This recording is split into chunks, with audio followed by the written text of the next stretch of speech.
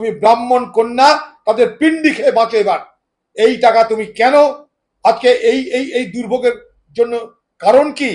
বাংলার সাধারণ মানুষ সবাই বোঝার চেষ্টা করুন। আরে আপনি যদি মুখ্যমন্ত্রী হতে পারেন, তাহলে যারা অযোগ্য তারা যোগ্য হতে পারবে না কেন? আপনার মতো অযোগ্য কে আছে ব্যক্তি বলুন মুখ্যমন্ত্রী হিসেবে এই ভারতবর্ষে? তা আপনি যদি অযোগ্য থেকে যোগ্য হয়ে আপনি 15 বছর রাজত্ব করতে পারেন, তাহলে শিক্ষক শিক্ষিকারা অযোগ্য হলেও তারা কেন যোগ্য হবে না? আমার প্রথম প্রশ্ন উত্তর দিন। নিজেকে তিনি বলেন আমি ব্রাহ্মণের কন্যা।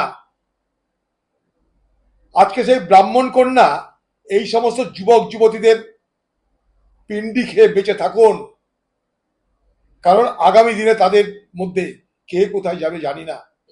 এই হতাশা থেকে, এই অবসাদ থেকে তারা কোন পথে এগোবে আমার জানা নাই, কিন্তু আমি শঙ্কিত। 2016 সাল, আজকে 2024 পার হয়ে 26 আসতে চলবে। মনে করুন 10 বছর এইভাবেই বাংলার যুবকদের সঙ্গে, যুবতীদের সঙ্গে বাংলার মুখ্যমন্ত্রী তাদের জীবন নিয়ে জুয়া খেলেছেন। আজ তারা কোথায় যাবে? গোটা বিষয়টার মধ্যে যদি আমরা যাওয়ার চেষ্টা করি, যে কোনো ব্যক্তির পক্ষে তার জন্য কোনো পারদর্শী হতে হবে না। সবকিছুর মূলে যে কারণটা, তাহলে দুর্নীতি দুর্নীতি দুর্নীতি। যদি দুর্নীতি না থাকতো, তাহলে 26,000 তারা কে যোগ্য কে অযোগ্য সেটা পরের কথা, তাদের জীবনটা এরকম দুর্বিষহ হয়ে যেত না। মনে করুন যে পয়সা দিয়ে চাকরি নিয়েছে সেও দুর্নীতির শিকার, যে যোগ্যতার কারণে চাকরি পেয়েছে অথচ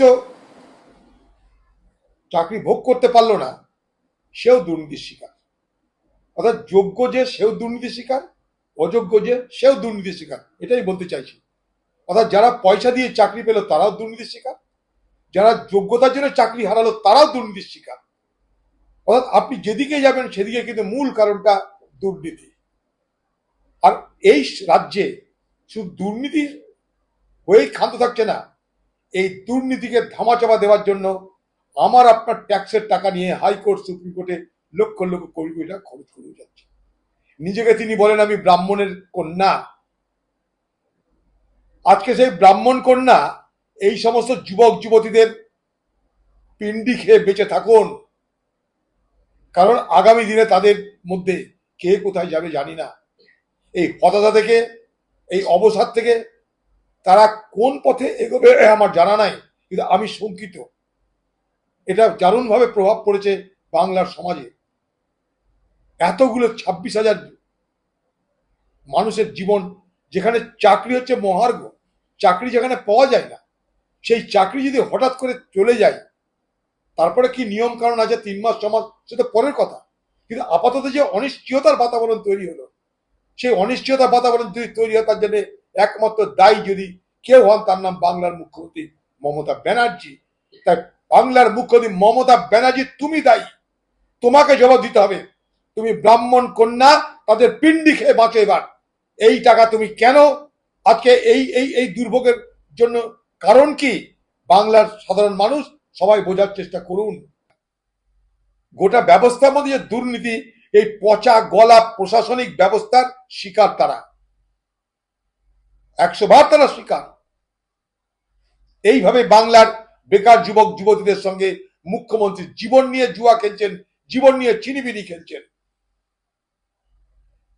এই মুহূর্তে এখন একটা খবর এলো যে মুখ্যমন্ত্রী মমতা বন্দ্যোপাধ্যায় আর কিছুক্ষণের মধ্যে এই পরিস্থিতি নিয়ে উচ্চ পর্যায়ের বৈঠকে বসবে। রাজ্য সরকারের সামনে কি আর কোনো পথ খোলা আছে এই পরিস্থিতি আরে সমাধানে? আচ্ছা, আমি বলছি আজকে পশ্চিমবঙ্গে আপনি গ্রামে যান, আমরা যাই তো, স্কুলের টিচার নেই, শিক্ষক নেই, শিক্ষিকা নেই, কিছু নেই। ড্রপ আউটের সঙ্গে বেড়ে যাচ্ছে। তার কারণটা কি? পরিকাঠামো আর শিক্ষক শিক্ষিকা নেই। এই যে 26,000 যারা যোগ্য, আপনাকে সব চোথা আছে। যারা চুরি করে তারা জানে কি করে চুরি হয়েছে। ওএমআর যারা চোট করেছে, হাফিজ করেছে, সে তো চোর তো আছে, জেনে নিন। তাদেরকে সকলকে আপনি কোনো না কোনো ভাবে অ্যাকোমোডেট করুন। কেউ যদি না পারে তাকে আপগ্রেড করে দিন, কিন্তু অ্যাকোমোডেট করুন, তাদেরকে জায়গা দিন। জায়গার কিন্তু আছে বাংলায়। বাংলায় প্রচুর শিক্ষকের প্রয়োজন। শিক্ষা ব্যবস্থা ভেঙে পড়েছে বাংলায়। ড্রপ আউটের সংখ্যা, স্কুল ছেড়ে পালানোর সংখ্যা বেড়ে গেছে। পশ্চিমবঙ্গে যাতা অবস্থা শিক্ষার, বিশেষ করে সরকারি শিক্ষার যাতা অবস্থা। বেসরকারি শিক্ষা প্রতিষ্ঠানগুলো ব্যাঙের ছাতার মতন এই সুযোগ নিয়ে মানুষের কাছে তারা পয়সা রোজগার করছে, অথচ সরকারি শিক্ষক শিক্ষিকা পদ শূন্য পড়ে আছে। তার হিসাব করে এদেরকে আরামসে সেখানটায় চাকরি দেওয়ার ব্যবস্থা করা যায়। যারা যোগ্য, অযোগ্য আপনি পরীক্ষা নিন নতুন করে, যদি কেউ না পারে আপগ্রেড করুন। আরে আপনি যদি মুখ্যমন্ত্রী হতে পারেন, তাহলে যারা অযোগ্য তারা যোগ্য হতে পারবে না কেন? আপনার মতো অযোগ্য কে আছে ব্যক্তি বলুন মুখ্যমন্ত্রী হিসেবে এই ভারতবর্ষে? তা আপনি যদি অযোগ্য থেকে যোগ্য হয়ে আপনি 15 বছর রাজত্ব করতে পারেন, তাহলে শিক্ষক শিক্ষিকারা অযোগ্য হলেও তারা কেন যোগ্য হবে না? আমার প্রথম প্রশ্ন উত্তর দিন।